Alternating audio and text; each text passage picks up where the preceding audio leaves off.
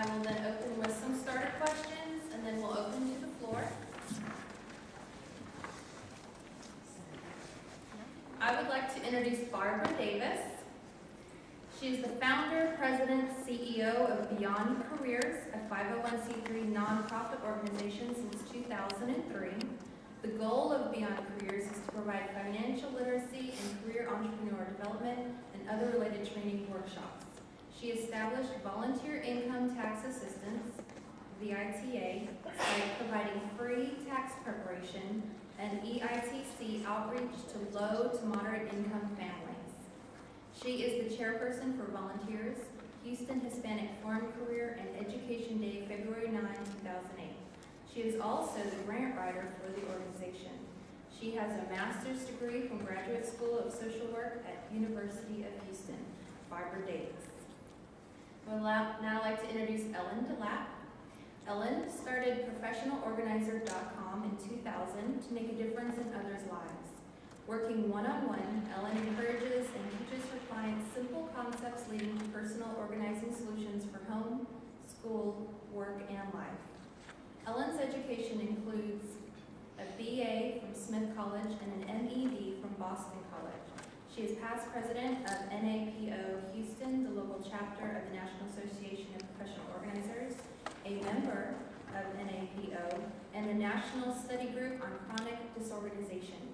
Ellen is a certified family manager coach, a certified professional organizer, and has earned the Attention Deficit Disorder and Chronic Disorganization Specialist certificates. She is a 2008 Family Time Woman of Achievement Entrepreneur. To learn more about Ellen and professionalorganizer.com, visit professional/organizer.com. Now I would like to introduce Roslyn Bazzelle. Roslyn, known to many as the Yoga Lady, is an attorney, business owner, singer, writer, speaker, and fitness guru. Roslyn provides her legal expertise as an associate attorney with Weiser, Kaplan, Pulaski, and Zuber, PC, and serves as the president and chief executive officer of PLA LLC. In 2006, she created PLA, literally, she created it, which is a fitness format teaching a new and innovative technique for fitness enthusiasts through a combination of Pilates, yoga, and ballet. Roslyn has been recognized for her talent and expertise by several local and national publications, including the Houston Chronicle, I-10 Media Magazine, 002 Magazine, Houston Style Magazine, Gospel Truth News, Rolling Out, and Ebony Magazine. Recently, she was featured in a segment of the HGTV Live Well show, Mirror, Mirror, which is set to air nationally in August of 2009. Whether she is handling a multi-million-dollar transaction or teaching PLA to high school students, Roslyn brings a positive attitude to all of her activities and inspires others to follow her model of strong work ethic and service to others. Now help me welcome Marla Regan. Marla is passionate about helping people find solutions to everyday situations. She is the owner of Organized Time, a professional organizing company. She has coached young mothers, single dads, business owners, and retirees with their organizing needs from time management, office organizing, to administrative assistance as a virtual assistant. The transition to a time management, law of attraction coaching has Marla busy with her clients. She is a licensed and certified strategic attraction coach, certified family manager coach, a graduate of Assist U, where she received her virtual assistant certification in 1999. She is also a public speaker and a certified teleclass leader. Help me welcome our panel today.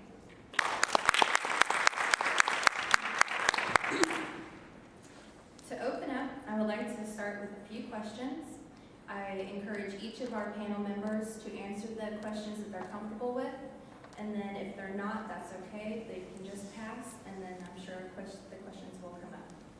Does time management really work? I'll take that. Time management really doesn't work because we have 24 hours in every day. We can't really save time. We can't really make more time. We can only use the time that we have more efficiently. And because we only have 24 hours in a day, it's more self-management that is important. The way that we manage ourselves is how we spend our time.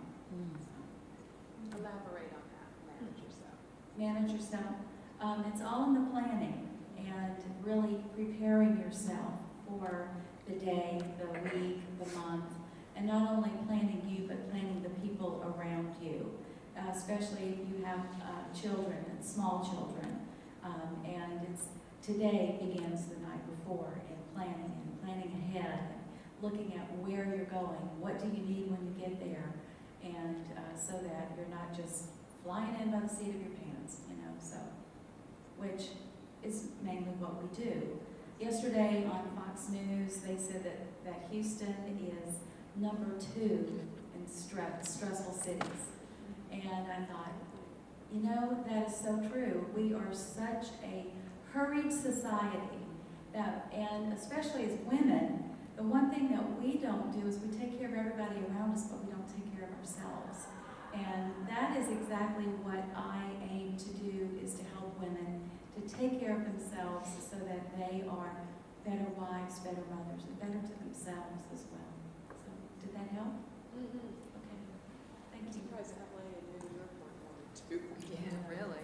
I Who's find number it- 1 if Houston's number 2? Yeah. Chicago. Really? That's surprising, isn't it? I find that if you have systems in place for what you do as well as routines, it helps you feel more in control as opposed to out of whack. And so thinking about what really works for you in terms of how do I use my time, how am I productive with my time. I often hear from my clients, I've been really busy today, but I never got anything done.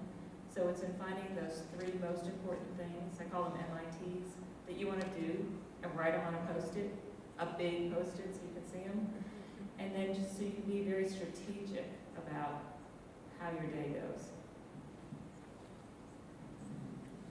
Very good, thank you. Is multitasking really effective? No. Next question. Multitasking doesn't work because our brain can only concentrate on one thing at a time. So if we are watching television and we are doing something else, trying to look through a magazine and have a conversation with somebody, or one of my favorite multitasking things is to talk on the phone and type on the computer, that doesn't work. It's because I'm either paying attention to the person that I'm talking to, or I'm paying attention to what it is that I'm trying to type. And, I look up and discover, where were my fingers? All of a sudden, I'm typing in Russian, So, no, multitasking really doesn't work. And let me put it to you this way. Have you ever had a pain relieved in one area of your body to have another pain show up?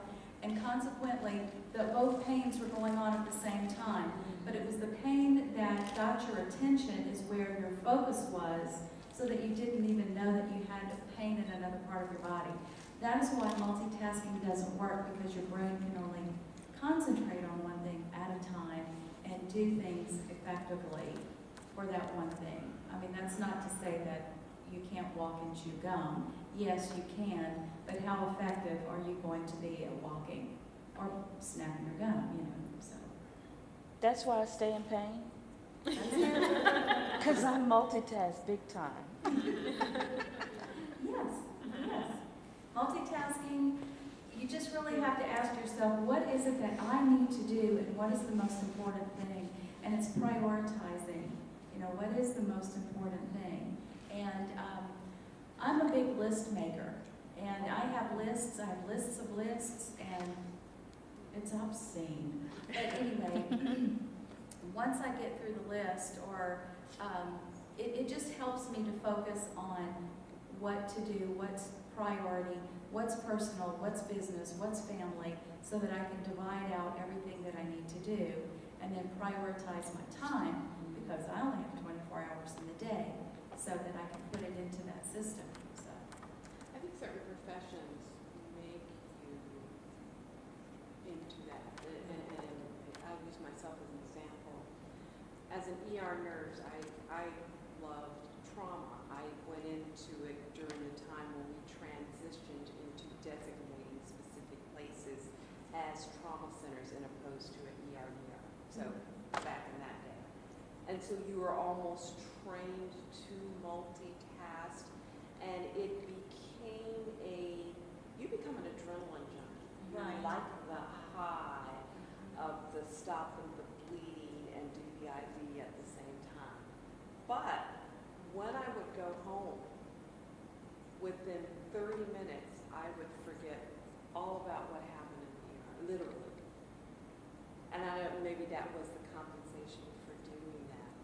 But when you said that no multitasking, I was like, wait a minute. So maybe certain professions bring that about, but I would never do it at home. I would refuse to do it at home.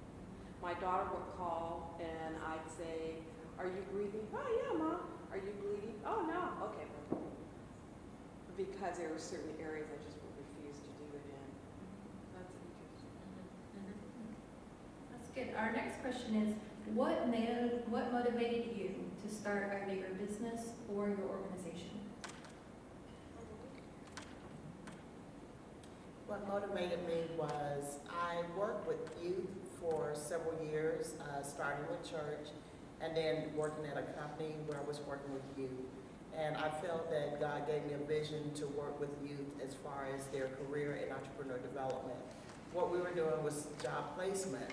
And I had a student that was number 11 in his graduating class.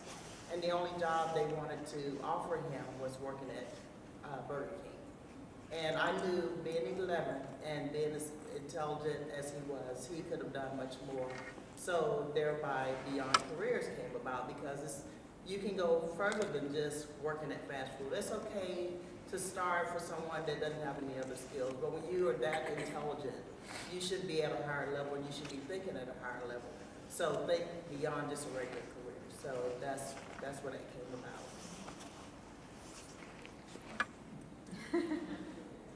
I'd say what motivated me, well, it was a matter of prioritizing.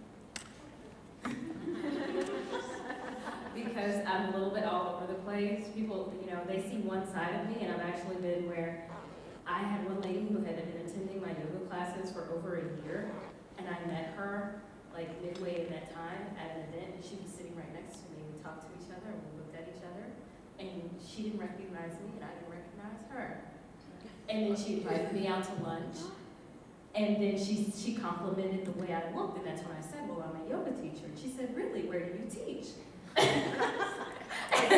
don't really look at anybody when you're downward dog. And I said, I teach at this gym, and she said, oh my God, you're my yoga instructor. No, but I wanted to just introduce that. But really what motivates me is helping people, and that's kind of what's put me in the thing. When I work at my law job, that's what I do. I help people, and then when I work in my fitness area, I work and I help people, and what motivated me the most was figuring out what I can do and how I can prioritize my time the best to benefit myself and benefit others. And so I kind of looked at that, and I took feedback from other people. I mean, I kind of always knew I've always been very ambitious. There are no lawyers in my family, but me. But my parents and everyone around me always said, okay, see, you need to be a lawyer because you are determined to get your way no matter what. And you would do well representing other people. And then from that, I just kind of fell into the exercise thing because my mom had a mantra of making sure that every single day of the week when I was growing up, there was something I was going to do that was going to keep me out of trouble, whether it was choir practice, dance lessons, piano lessons, group this, group usher board, what else can I sign you up for? And so in doing all of that, I kind of fell in love with the dance portion of it, and it kind of just worked out this way. So there you go. What I loved about being here today is how universal it is for women to want to help people. Yeah. And we keep hearing that over and over again. And, the first thing I thought about when I started my business was how can I make a difference? I was a teacher, and I thought about going back into teaching, and I liken a lot of what I do to being a teacher because it's a skill set.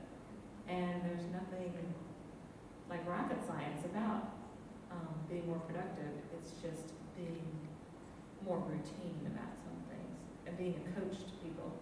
And so it's just making a difference for people, like I'm sure all of y'all are doing already.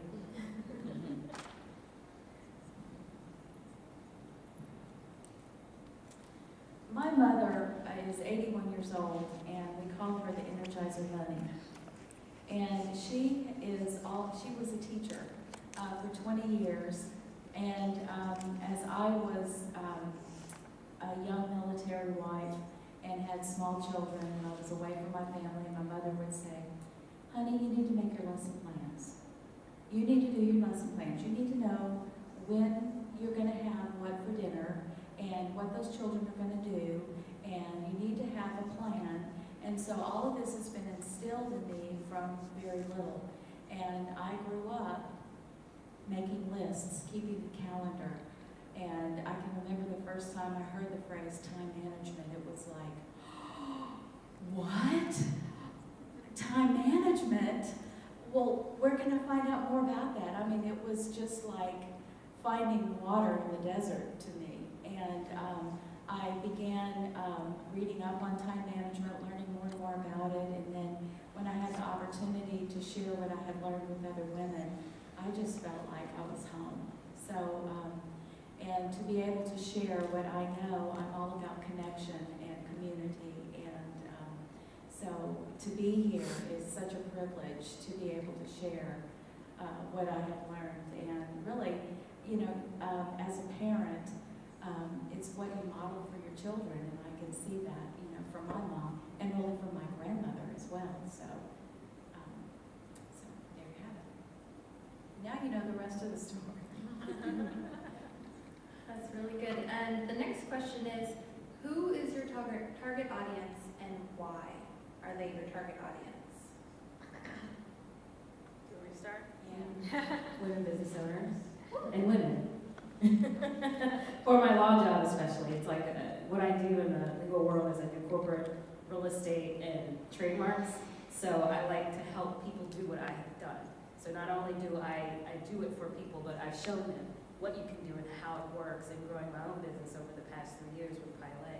It's like if you need to create this new entity, I can tell you the legal background, what works, what doesn't work, the 7 different types, and then you can have the state of Texas from there. When you're ready to rent your own space, you know, I can help you deal with your landlord, your owner, or if you're buying space, and then you're negotiating the money with the bank. And then from there, you're branding, you're ready to really get it really launched nationwide. You want to get registered with the United States Patent and Trademark Office. And so my target audience initially has been I focus most of my networking and everything towards entrepreneurs because that speaks to my heart, and I get passionate about helping people make their dreams come true.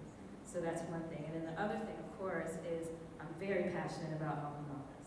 You know, it hurts me when I look at the statistics and I see the studies about women, minority women, African American women, because it is ridiculous what we have learned growing up and what the reality is, and we just have to take the steps now and make changes in our lifestyle, not 10 days, not 30 days, not 90 days, not 5-minute abs, just, you know what I mean, just all of that wonderful, oh my God, it sounds so good. It's like I just try to get that instilled in people so many times, and as you can tell, I'm really passionate about it, and so that's my other thing, it really comes down to just women. There it is. My target population initially was at-risk students in school. And since that time, we are now in our 6th year of operation as a nonprofit, and that has expanded to low to moderate income families because we talk about financial literacy, and that's something that the whole family needs to know together. So the students need to know why their parents can't buy them those expensive tennis shoes. So working together with the whole family, looking at it from a holistic viewpoint. So again, my target population is low to moderate income families.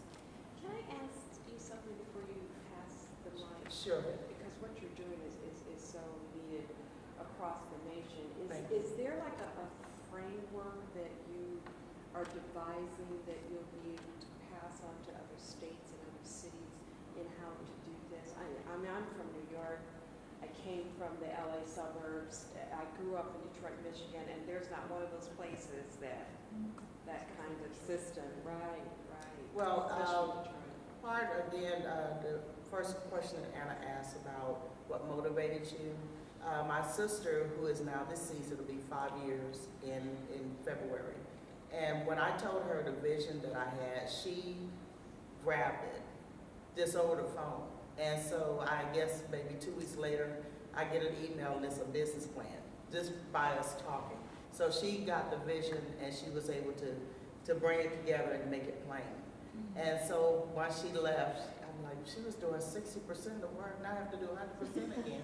So it put a lot of pressure, but because that was my passion, I had to keep going with it. So a lot of what I've done is not that I had someone that was showing me or that I had a mentor. It was more that God was just leading me each step of the way. And again, because of caring for students and caring for youth, caring for our kids. And so it's something where I have documentation, but a lot of that, it just comes out of the spirit of, okay, this is what you do next because this is what the child needs, and you meet the child where they are. So a lot of those things, it just develop over time based on the needs of my target population. But one of our goals when my sister was still here was to become national and even international. So that is definitely a long-term So goal. are you going to train up individuals who are interested in being trained in your methods? I will be glad to be able to take that model and duplicate it in different places. So we definitely need to exchange information because, again, a lot of it has got to come from the passion, it's got to come from the heart first. And so if you have that, the other things will be so easy. So to show someone else the process is not a hard thing because it starts in the heart. So if you have that, definitely, so we can definitely talk No, further. I know of a couple of people. Yeah, I know of a couple of people Yeah, because that we could, like, they've been they've talking got what about you're it. talking about, yeah, but if somebody could do kind of like the The McDonald theory, Yeah, you know, exactly, we do it the same way, Exactly. each place. Yeah. and- Yes, but that's definitely a And model that branded we can Beyond do. Careers, right? Mhm. Beyond Careers Houston, Beyond Careers Exactly. Atlanta. Right, And yes. as a matter of fact, we do have a subsidiary that just started in California late last year Mhm. that is in development and actually has been implemented. So again, the goal will be for it to become national and then at some point, hopefully international. Fantastic. Awesome. Let's try to get your input. Yeah, I'm definitely. gonna have Thank you, people sure. that I know. Now, when you work with women and women business owners, you know how high they can soar, but there's sometimes one little piece of it that's holding them back. And so giving them permission to delegate things, because that's not their strength. So my target market is always women, and I think that's a natural attraction for all of us because we want to affirm and motivate others. And so that's very natural for all of us. My target audience also happens to be women because I know that it's the women that carry the burden of the home, and that's where my heart is. Why is it we assume the things we love the most can't be part of our career path in life? I drafted that question. But I really wanted to give it to the audience and let some of the audience members talk about any issues they have, and then we can give our feedback. Will you repeat the question? Why is it that the thing you love the most, you think you can't, what's holding you back from taking that next step? What do you think? Or is there something that's holding you back, or, I just want to open up the floor on it. I think I'm a big mouth, so however, in talking to other women, what I found a lot is that they haven't given themselves permission because they haven't grown up in an environment that says to fulfill your passion is okay. I think we live in a society that says you need to march down the 1, 2, 3, even in going to school. Think about it. It's not, we don't separate out kids in Head Start, which is what I thought Head Start was going to be, in categorizing kids so that we bring out their passions and then go, no. We are in a society where we pigeonhole people. And so unless you are a person who's, just, I'm one of these people who has a lot of attitude. But that's not the norm, and I know that that's not the norm. And people don't feel as bold to step out and say, well, you might be telling me to go to the right, but I think that I'd like to try this to the left.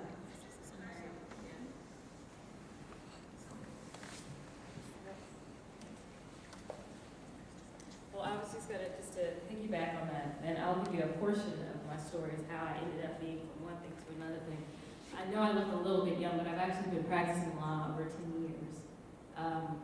When I first finished school, like I said, nobody in my family is a lawyer, and so they just always told me, you should be a lawyer, you should be a lawyer. I said, fine. And then it ended up when I went to college, all the classes I did well in were law late. I said, oh, okay, I guess that's my path. There you go. So I went to law school. I came out of law school, and I said, okay, now I'm going to be a lawyer. What do I have to do? Now I'm a lawyer. And then I'm practicing law, and I'm a lawyer, and I have my suits, and I was so wonderful. I'm being a lawyer now. And then I somehow ended up going to the gym one day, and it got to the point where I'm in the gym every single day. I'm doing all this stuff, and I love it. It's like, I just love being in the gym. I don't want to be in the, but I do, there's a part of me that has a passion about love, but there's a part of me that just loved that thing, and it was kind of like that thing, but, and my mom is in the back of my head, okay, I paid for you to go to school. You did not have to go to school to go and teach these dogs.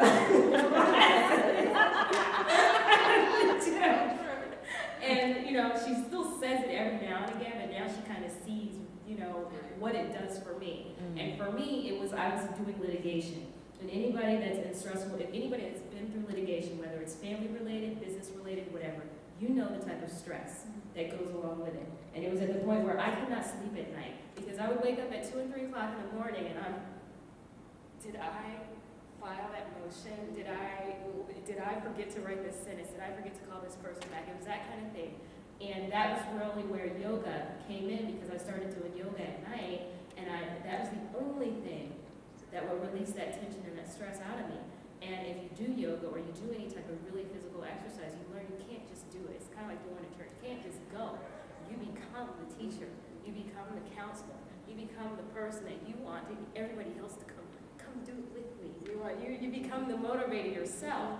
And so that's how I really fell into it. And it became something that I figured out, wow, I can do this and I can actually get paid for it. It's like, hello. I mean, no, I didn't go to school for this. But that's how I sort of took that passion that I really loved, going to the gym, and I love being around other people, and I love motivating other people in other ways. And I said, okay, wow, I can turn this into something that is really helping other people and is putting food in my mouth at the same time. So you kind of have to figure that out and put those feelers out there and get feedback from the people that are around you that helps you create something that goes both ways. I think what you were saying made me think of know thyself, because it's like when you grow up in society, there's so much noise. I have to give you the microphone because they're like uncoordinated. Oh, sorry. I think when you grow up, there's so much noise around you. Who you are, at what age you are, what you're expected to be. Your family makes you, what your husband does for a living. I can relate to military wife because I grew up in a military family, and my mom made those sacrifices being the military wife. And so all of these influences in your life make you who you are.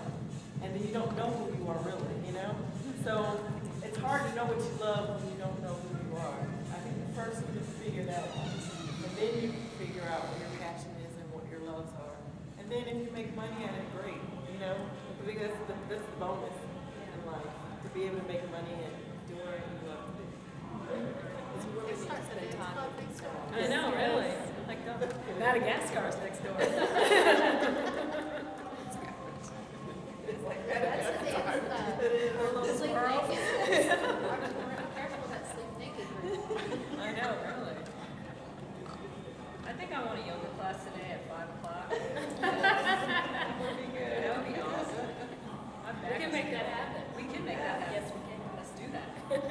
Go over to the hotel. Yeah. Go over to the fitness center. Or by the pool. Fitness center over there. I say, let's do it, I'm in. I'm in. All right. Our next question is, how do you get past the comfort stage and take steps towards making your dreams a reality?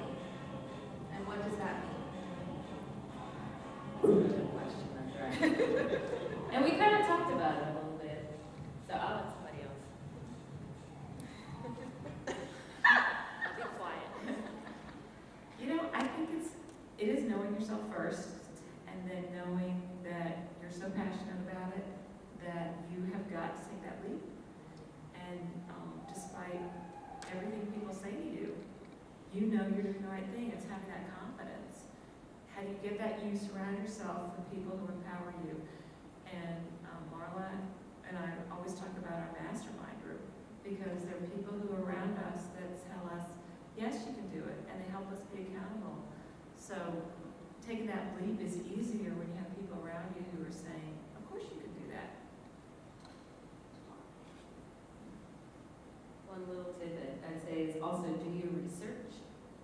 From a branding standpoint, I have this little thing where I say you want to keep it dumb, simple, stupid. Yes. It needs to be distinct, it needs to be unique, and it needs to be memorable. So whenever you're building something, you could be making the same bottle everybody else is selling, right? It's the same exact bottle, right? But what is it about that bottle that you're selling that makes it distinct, unique, and memorable to your audience? And it actually does what it says it's supposed to do. So do just a little bit of research about whatever it is you're doing, because there's always going to be somebody that's doing what you're doing. Pilates, yoga, and ballet are not new concepts by far, okay?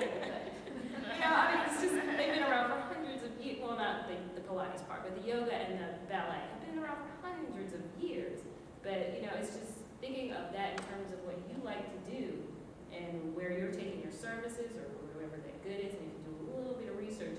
That'll give you enough information to say, okay, I'm in this comfort stage, I've got an idea, but okay, now what's going to make me this much higher or this much different than the next person that's going to make that person pay attention to me and see that what I have is good enough for me to put my money on the table. It's making you distinctive. I think it's, you can't imagine yourself not doing it. And I can't see myself not doing all the different things that I do. So. No, that's I'm good. gonna ask Hannah. Oh, come on. Well, I can say, I want to speak to this because I took a huge leap. I was working in corporate America, banker, top of my field, and decided I wanted to start a nonprofit organization, an industry I knew nothing about. So for me, it was believing in something bigger than myself. Because if I just looked at myself, I was like, girl, you're crazy, go back to work. But I believed that it had to be done. Like you said, that I could not do it. And also, I went to a seminar, and one of the girls at the seminar on the panel, actually, she said she wanted to be an astronaut. And so she wrote the steps down. She's a scientific thinker.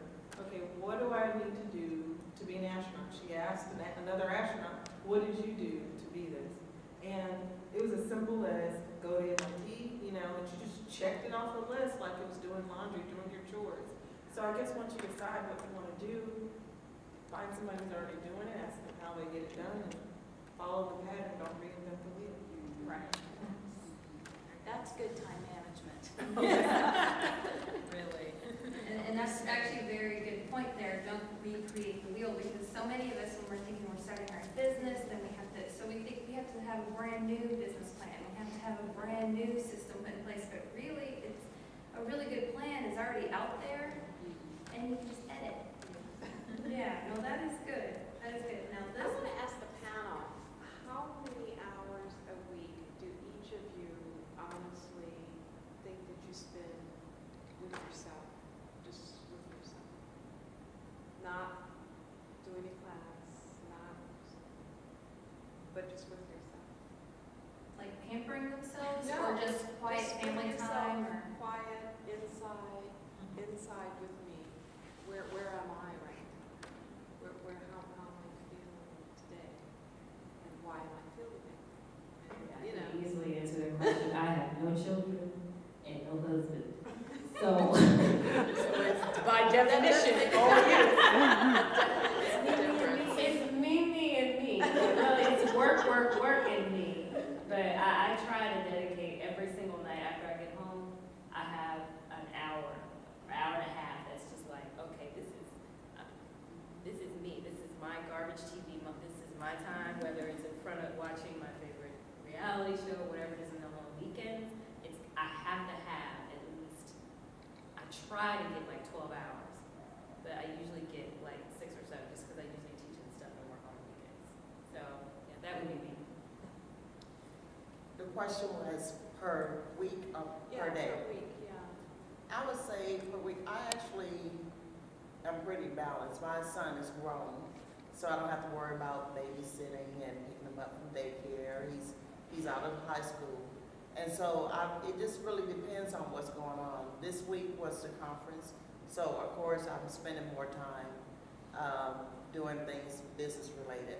But any day during the week, I would say I pretty much do get enough me time. A lot of that I'll watch the news or MSNBC or even Fox sometime because I need to know what's going on because they talk about education, they talk about what's happening with youth. So even though that's watching television, it's also helping business-wise as far as giving me different insights and different ideas on how to implement some of those, I guess, interventions that would help kids. And so I think I do kind of balance it out.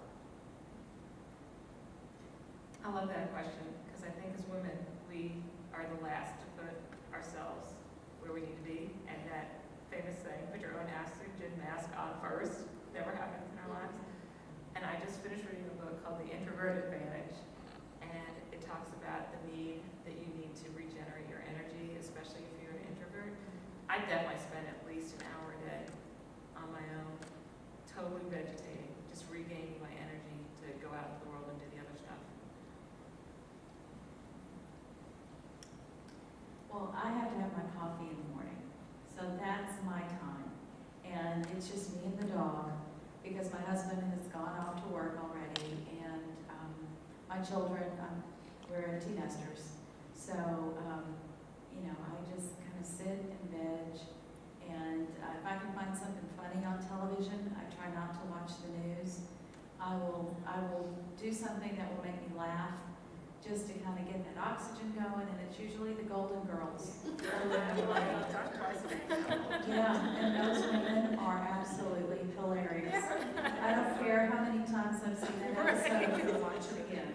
That's my time. How about that about Lucy? That was really good.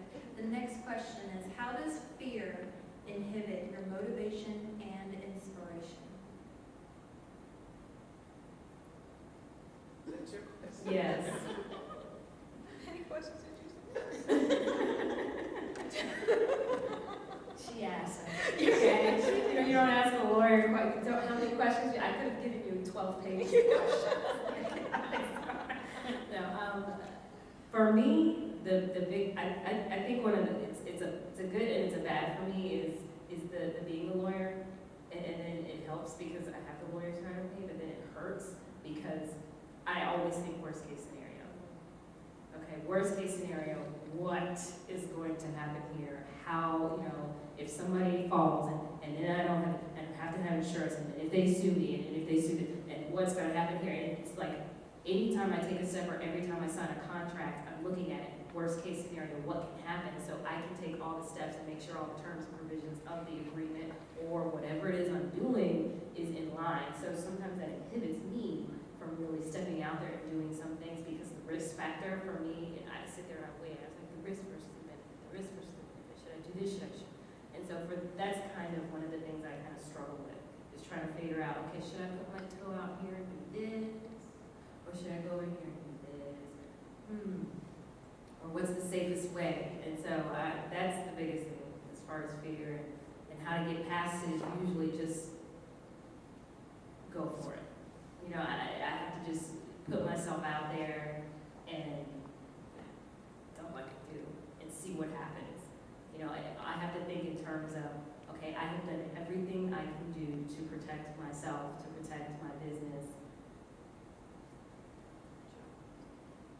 get your behind off, you know, like when I was a kid and I was at the YMCA in Orange, Texas, and I would not get into the pool, I was one of those kids that they had to literally walk up and just push me in. And once I was in, I was good. I could swim and everything, but they had to push me in. Could you repeat the question?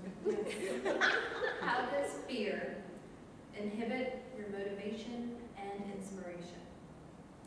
I would say initially, when I started the organization, because my master's degree is in social work, we were trained, you cannot touch a child. If you do, they may consider that sexual harassment, you can't hug them. And it's like, well, what if they come and hug you? It's like, so what do? So the fear of making sure that you're ethical. But then now it's more of a fear, and I wouldn't really say it's a fear, it's more of a concern for some of the clients that we know we should be having, that really need the services, that really need to know about financial literacy, that need to know about the earned income tax credit, where they can help build wealth. Those type of things that they need to know. And because they don't participate, that they suffer by not having the information, by not having the training, by not having the education. And so then you look at what does that do from a holistic view to that family, and what does it do to our society? What does it do to your community? So it's more of a fear on people not wanting to get the information that's going to help them, but they're not having the understanding that it's something that they do need, and they need to take the time to know that, especially with the financial situation the way it is now. So any type of thing that you can provide to them that will give them that education to help them to build wealth and to help their families to be better off, and with them not taking part in that, it's more of a fear of them not being able to participate. You know, I think fear can be both a motivator and an inhibitor, because some people need that fear to know they can jump off and it makes it happen, and some people it totally is an obstacle. So you have to know yourself enough to know which one's going to be for you and measure that. The clients I work with, that fear usually turns into extreme procrastination. And so I'm trying to break it down into a baby step for them, that they can do this baby step and then they can go to the next step. I would agree with that.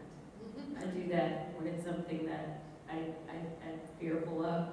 I keep putting it on the list, and then it ends up on next week's list, and then it goes to the following week's list, and then I keep looking at it, and then it gets to the point where I'll add it to my calendar on my BlackBerry, so that it keeps popping up every morning, and I just keep dismissing it, but it comes back. Relentless, It's a recurring event thing. Don't you love it? You know, Nike came up with an answer to that. Oh, Just really? do it. I'm gonna jump out there. You know, fear, F-E-A-R, is fear is, false evidence appearing real. And when you look at it that way, it's you kind of come to the conclusion of, why is this holding me back? Sometimes there is a message in there for you, and you really have to look at it, you know. But on the other hand, I think fear can work for you or it can work against you, but you've got to ask yourself, what is it about this that I am afraid of? You know, it could be something that you've experienced in the past. It could be you're like me and you're just a happy person, a happy people person, and you want to make everybody happy. And when you haven't made somebody happy, and all of a sudden there is that confrontation, and I'm not a confrontational person, and then that will cause procrastination. I'm afraid they'll say no, or they won't like me, or it's that little 5-year-old that pops up, and you sometimes have to talk to that little 5-year-old and say, honey, it's going to be all right. We'll get ice cream when we're done, and move forward from there. But I think that fear has its place, and you do need to confront it, discuss it with yourself. And if you're a whole brain person like me, I do the same thing, the yes, the no, but I can see this side of it, but yet I can see this side of it too. And I have this little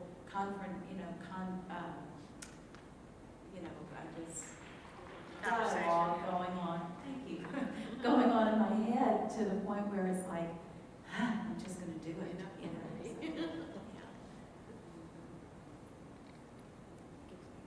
All right, our next question. Would you suggest collaborating with other businesses or organizations? Would you suggest collaborating with other businesses or organizations? Now, that's my question. So, of course, I definitely recommend that.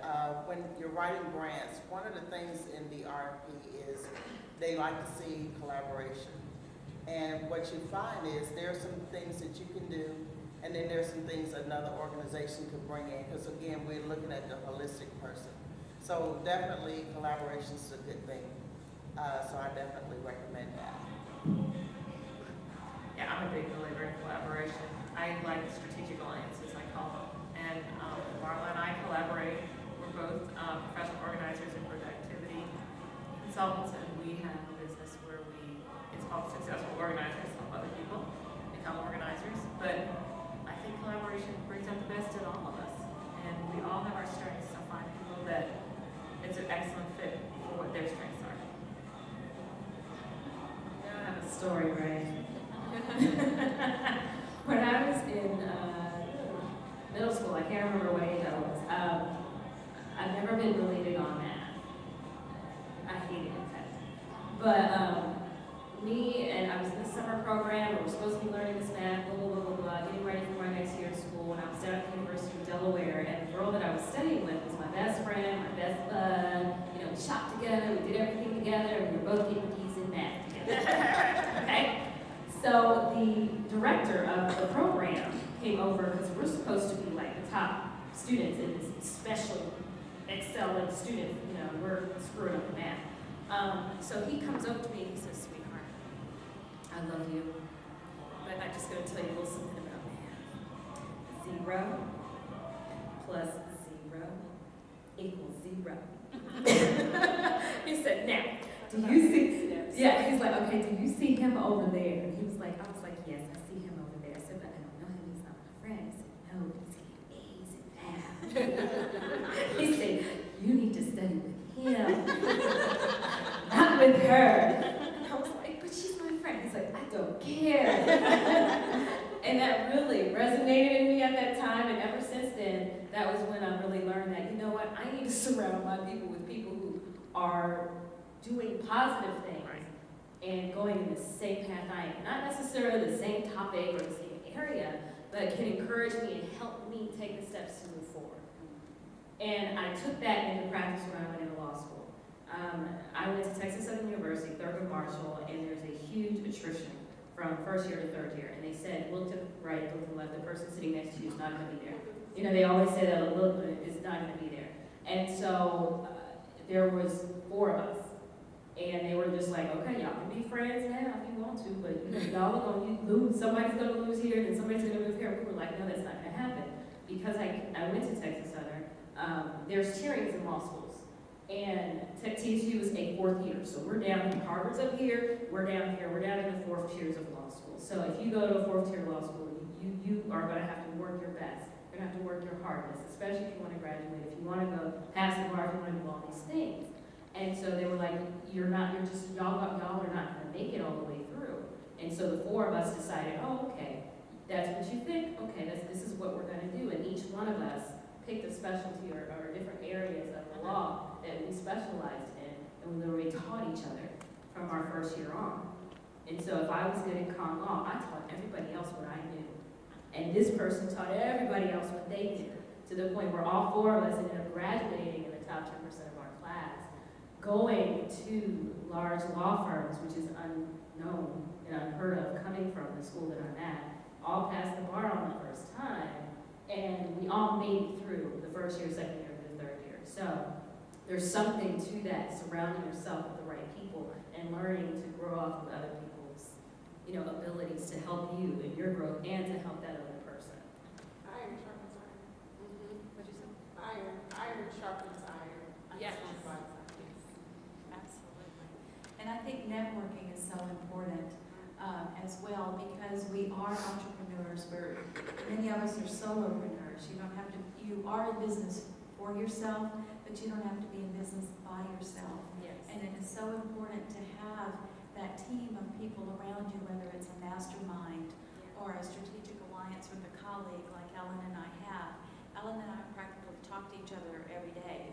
And it's where are you going today, and what are you doing, and here's what I'm doing, and here's what I'm up to, and so we really affirm one another and throw out ideas. Even though we're in the same industry, we do not see each other as competitors. Of course, it helps. She's in Kingwood, and I'm in Northwest Houston. We refer people to each other and that kind of thing. But I feel like community among women business owners is so very important. And I think that's going to be on my tombstone. She believed in community. I was driving through my hometown. I'm from Sulphur, Louisiana, just over the border. And I noticed the banner, and it said family, faith, and community. And I looked at that and I thought, wow, this is exactly what I stand for. And it just warmed my heart to see that in my little bitty hometown, So I just feel like when women can come together, it's that strand of three is, it's hard to break. And I just feel like when women can come together, there's power there. There really is. So. Are there any questions on the book? Okay, no, that's good. On a different line, what should someone do if they dislike networking, cold calling, or other parts of their business? I know this question. I would say, and I actually worked at a company where I was a telemarketer for about 3 years. And of course that fear, we talked about fear, of calling someone, they don't know you, they didn't ask you to call. Are they gonna hang up on you? Are they gonna be interested in what you're calling about? Are they gonna be interested in your product or your service? So it's very intimidating. But because I started out at that job as a temporary position, and I wanted to get hired full-time, I got past the fear because I thought I can get a full-time job here. So I set a momentum for myself. I'm gonna make X amount of calls every day. I'm gonna have my list. I'm going to call the people, and as soon as I finish with that call, I'm gonna not even hang up the phone, just push the button down and then dial the next. And I just had my momentum going.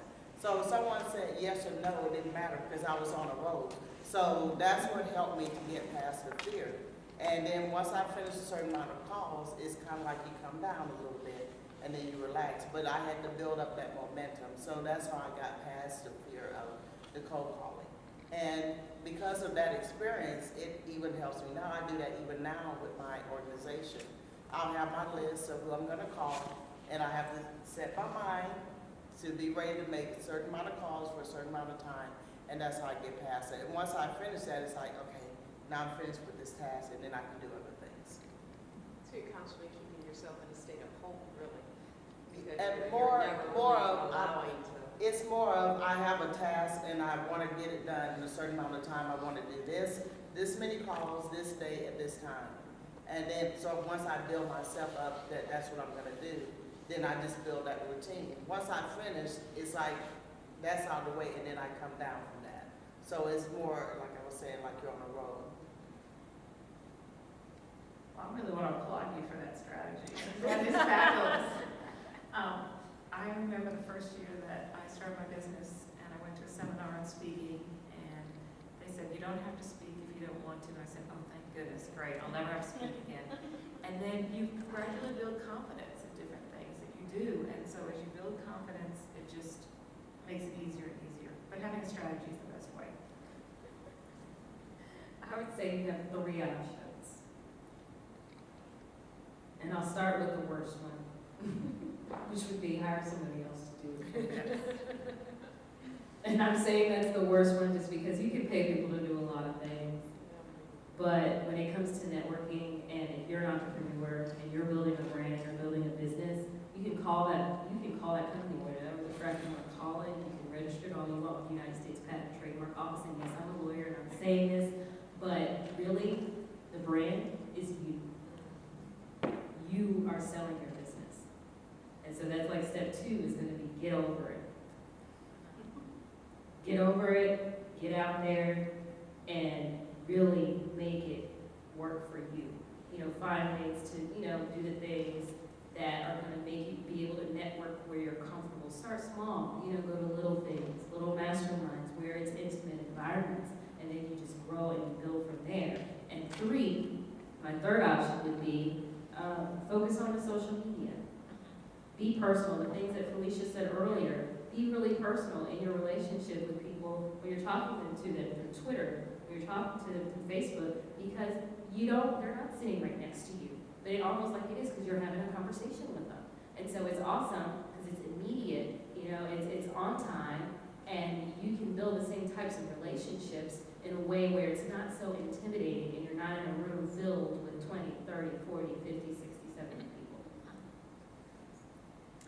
I remember hearing, I think it was Oprah say, act like it's your cocktail party when you walk into the room and you're the hostess.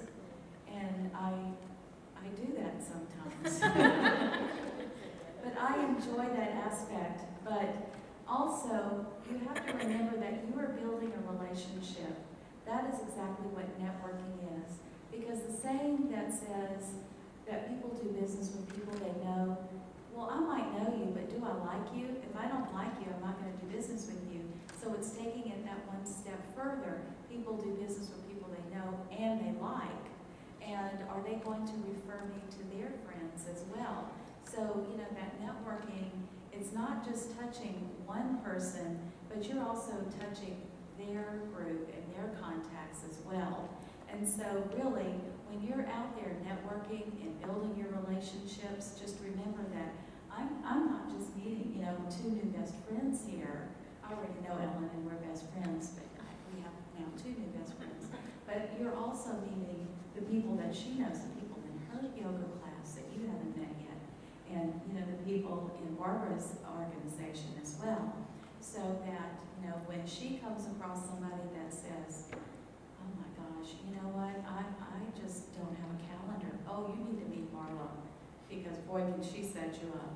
You know, that kind of thing. So just, it's like, forget about you. You know, when you have that fear of getting in front of somebody else, it's how does that other person feel when they walk into the room, and helping them to feel comfortable. So when you can take the focus off of you and help somebody else, because that's what we're all passionate about. It's helping others. So if you can find somebody else to feel comfortable in the room, then all of a sudden you have a fast friend, and you're going to feel a whole lot more comfortable in there. And now you have a purpose for being in there. And it's not all about you and your company, but it's, hi, how are you? And tell me about your business and what can I do for you? And so when you take your focus off of yourself and put it on somebody else, you're going to have a whole lot more fun. You really are. So, I have a question.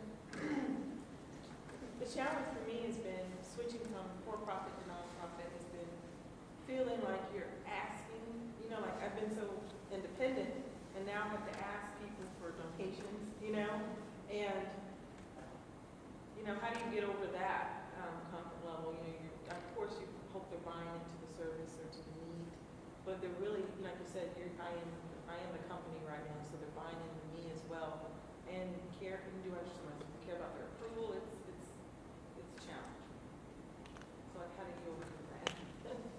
So your question is, how do you get past where you were not having to ask before, and then once you got your nonprofit, now you have to start asking for donations? Well, I feel like, yeah, I'm more dependent now than I've ever been because I'm dependent upon supporters, volunteers, or clients or customers for my own success. And you're absolutely correct. That's what I have to do all the time.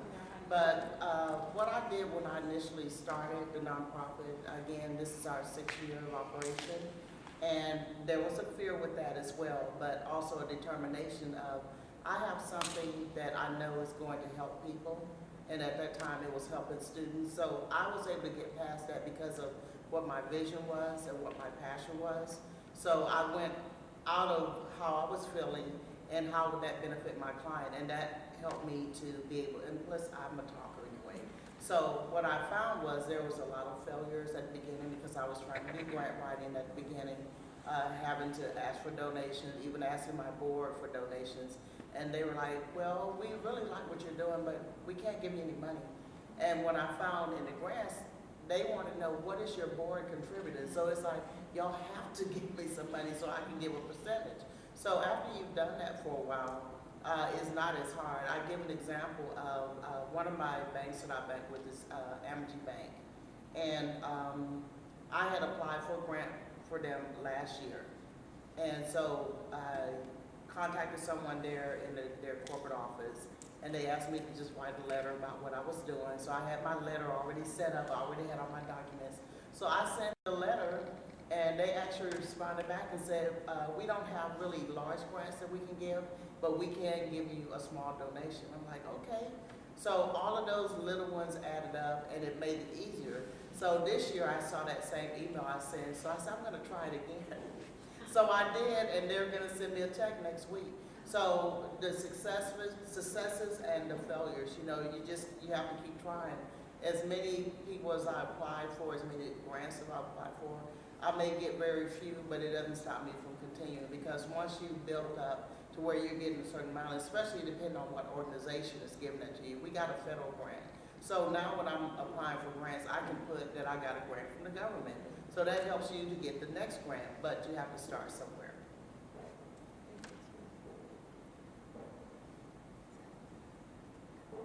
Okay, I would like to go ahead and open to the floor. If you have any questions about motivation, about personally, or your business or your organization, and then we'll go ahead and close if there are any questions.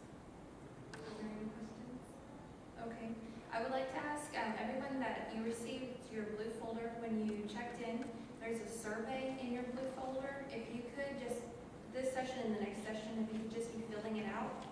And then when you're ready to go, if you could just drop it off at the registration table on your way out, that would be wonderful. So over this session and next session, that would be great. We're going to go ahead and close the session for now.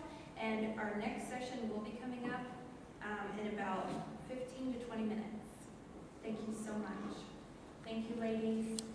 Thank you.